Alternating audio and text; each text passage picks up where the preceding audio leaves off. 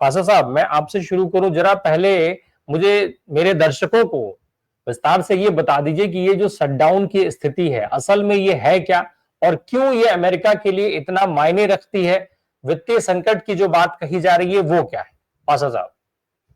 जी, ये अमेरिका में federal funding जो कांग्रेस के सेनेट है, वहाँ बिल पास नहीं होने का कारण ये स्थिति हुई है। वहाँ बिल जो है 55 से 45 मेंबर्स से डिफीट हो गई वो बिल। तो डेमोक्रेट्स ने अपोज किया ये फेडरल फंडिंग जो ट्रम्प चाहते हैं। तो उनका मेन डेमोक्रेटिक पार्टी का डिमांड ये है कि जो हेल्थ इंश्योरेंस है, जो तकरीबन 23-24 मिलियन लोग जो लोअर मिडिल क्लास के हैं, उनको हेल्थ इंश्योरेंस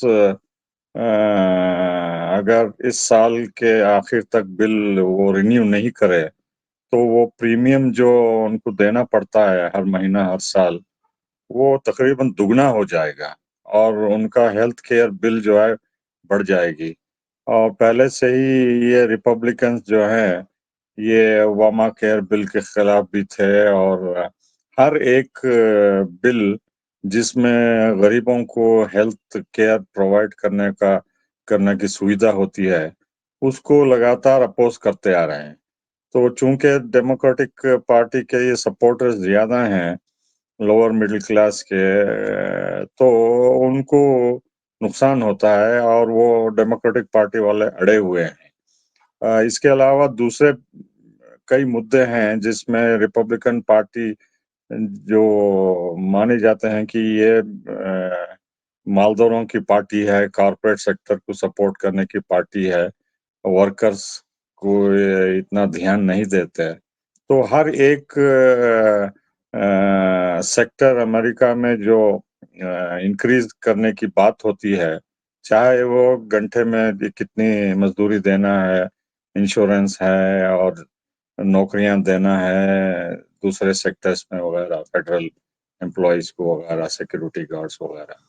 तो हर एक में जो है ये दोनों पार्टियों में आपस में विरोध है।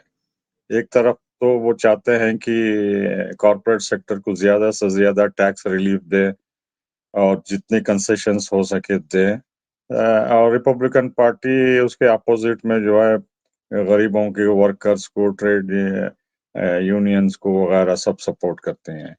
तो ये रिच पुअर गैप जो अमेरिकन सोसाइटी में बहुत शार्प होता जा रहा है, ये इन्हीं लड़ाइयों से होता है।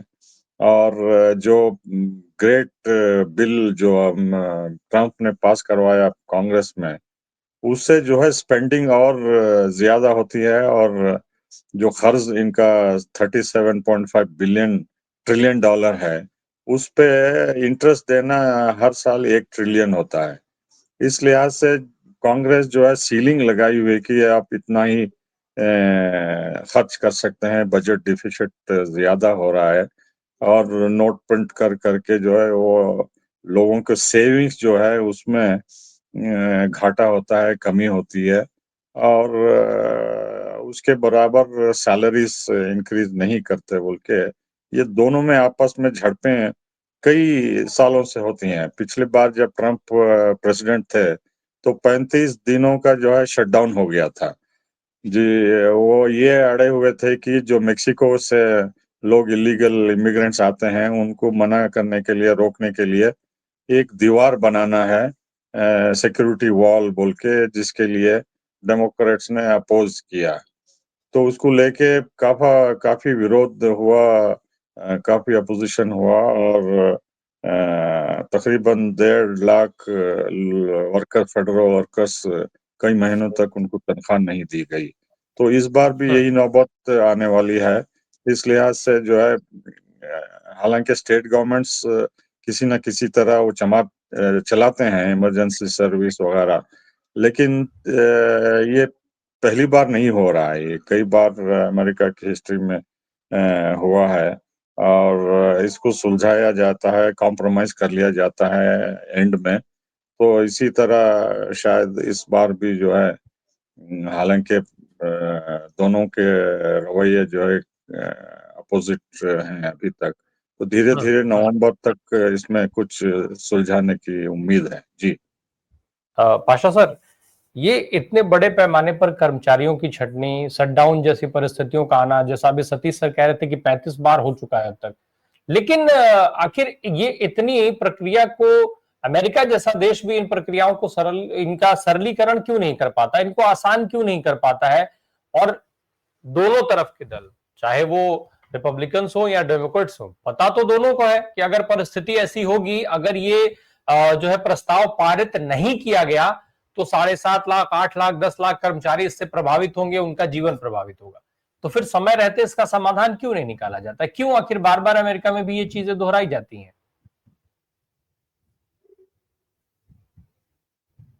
सर अनम्यूट करिएगा प्लीज, अनम्यूट करिएगा प्लीज। जी, असल मुद्दा क्या यह है इसको कि इसको वहाँ बेसिकली वहाँ बेसिकली क्या इसको सियासी मजबूरी समझा जाए? नहीं, ये आर्थिक मजबूरी है। जो अमेरिका हम्म 50-60 साल पहले था, अब वो नहीं रहा वो। जो उनका इकोनॉमिक बेस था, एक्सपोर्ट्स ज्यादा होते थे और इंपोर्ट्स कम होते थे, पिछले 25 सालों में उल्टा हो गया है। तो वो मैन्युफैक्चरिंग बेस सब चाइना और दूसरे देशों में फैल गया है। अब वो जो उनका सुपर पावर स्टेटस है, मिलिट्री स्पेंडिंग, वो तो घटा नहीं रहे हैं। उनके बेसिस पूरे दुनिया में छाए हुए हैं, 800 से ज्यादा। उस पर खर्च कम नहीं करना चाहते हैं और सब जगह अपनी मिलिट्री का पावर बताना चाहते हैं, चाहे वो ताइवान को डिफेंड करने में हो या यूक्रेन को या इसराइल को या जहां कहीं भी पावर प्रोजेक्शन करना पड़ता है। तो मिलिट्री बजट वो कम नहीं कर रहे हैं, क्योंकि वो मानते हैं कि वो सोल सुपर पावर हैं और दुनिया वही चलाना चाहते हैं मुल्क। तो इसलिए जो है उनका बजट डिफिसिट बढ़ रहा है। वो जो इनकम है वो कम हो रही है, सिर्फ प्रिंट करते जा रहे हैं और कर्ज लेते जा रहे हैं यूरोपियन यूनियन से, जापान से, खाड़ी के देशों से वगैरह सब। तो जो उत्पादन होता था, फॉरेन एक्सचेंज आता था एक्सपोर्ट से, वो धीरे धीरे धीरे घट के जो है उनका खर्चा जो है गवर्नमेंट स्पेंडिंग ज्यादा होता जा रहा है, चाहे डिफेंस हो या हेल्थ केयर हो या एडमिनिस्ट्रेशन हो या वगैरह वगैरह। जैसा इमरजेंसी फ्लड रिलीफ है, जैसा हरिकेन्स इतने ज्यादा बड़े पैमाने पे हैवक डिस्ट्रक्शन करते हैं गल्फ ऑफ मेक्सिको से और ईस्ट कोस्ट से, तो फेडरल गवर्नमेंट रिलीफ देती है और बहुत सारे इश्यूज में भी फेडरल गवर्नमेंट स्टेट गवर्नमेंट्स को भी हेल्प करती है। तो इस लिहाज से जो है, जो मालदार उनके स्टेट्स हैं, जैसे चार 5-6 हैं, कैलिफोर्निया है, टेक्सास है, न्यूयॉर्क है, मिनेसोटा है वगैरह। तो बाकी के देश जो है फेडरल गवर्नमेंट पे डिपेंडेंट हैं, चाहे एजुकेशन हो, हेल्थ केयर हो या इमरजेंसी सर्विस हो या होमलैंड सिक्योरिटी को गार्ड्स के वगैरह सब। तो इस लिहाज से जो नेशनल केक है वो घटता जा रहा है और एक्सपेंडिचर बढ़ता जा रहा है। तो इस लिहाज से जो है उनका बजट डिफिसिट ज्यादा हो रहा है और खर्चा ज्यादा कर रहे हैं। और ये घमासान की लड़ाई जो है डेमोक्रेट्स और रिपब्लिकन्स के बीच में हर साल ये एनुअल ड्रामा हो गया है। तो अब ट्रम्प ये बिल प्रेजेंट करने से पहले ही उन्होंने धमकी दी कि डेमोक्रेटिक सपोर्टर्स जो एडमिनिस्ट्रेशन में है, फेडरल गवर्नमेंट में लाखों के जो है, उनको निकाल दिया जाएगा बोल के। ऑलरेडी जो है इलॉन मस्क के अंदर कई हजार लोगों को फायर कर दिया गया, डिसमिस कर दिया गया, घर भेज दिया गया। तो अब 1.5 लाख और फेडरल एम्प्लॉयज बहुत जल्द अपनी नौकरी खो के घर जाने वाले हैं। तो इस लिहाज से जो है ये टारगेट कर रहे हैं democratic party affiliated federal employees को हर एक शोबे में। तो वो कहते हैं कि ये गवर्नमेंट को ट्रिम करना है, गवर्नमेंट को डाउन साइज करना है। ये बेकार में डेमोक्रेटिक पार्टी वाले गवर्नमेंट स्ट्रक्चर्स को एक्सपैंड करके अपने लोगों को भर्ती कर दिए, जैसे भारत में आरएसएस लोगों को या बीजेपी लोगों को भर के गवर्नमेंट में एक्सपैंड किया जाता है। तो उसी तरह से वहाँ हर एक पार्टी वाले अपने लोगों को जो है नौकरी देते हैं फेडरल गवर्नमेंट में, और जहाँ भी हो सके, मुमकिन हो सके, उनको नौकरियां देते हैं और फेडरल बजट बढ़ाते हैं। तो ये इनका मुद्दा मेन है कि मिनिमम गवर्नेंस, कम से कम गवर्नेंस होना है और कॉर्पोरेशन को हैंड ओवर करना है हर एक शोबा डिपार्टमेंट, जो कि डेमोक्रेट वो नहीं चाहते।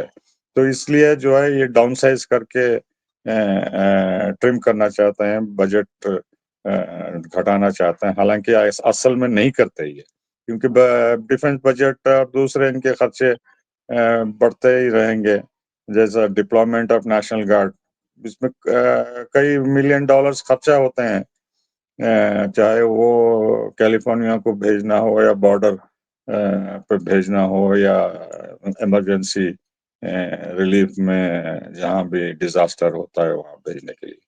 तो ये फेडरल गवर्नमेंट का जो है एविएशन से लेके, हेल्थ से लेके, एजुकेशन से लेके, हर एक साइंटिफिक डिपार्टमेंट्स वगैरह वगैरह सब, तो फेडरल एजेंसीज जो है पिछले कई सालों से जैसा भारत में यूनियन गवर्नमेंट के स्ट्रक्चर्स बड़े हैं, वहाँ भी बड़े हैं, और उनको सैलरीज देना जो है, इनकम, ये बजट बढ़ता जा रहा है। तो ये कॉर्पोरेट को भी रिलीफ देना चाहते हैं और गवर्नमेंट को भी डाउन साइज करना चाहते हैं, लेकिन लोग चाहते हैं सर्विसेज, कि उनकी सर्विसेज जो है मुहैया होते रहे, उन पे असर ना हो बोल के।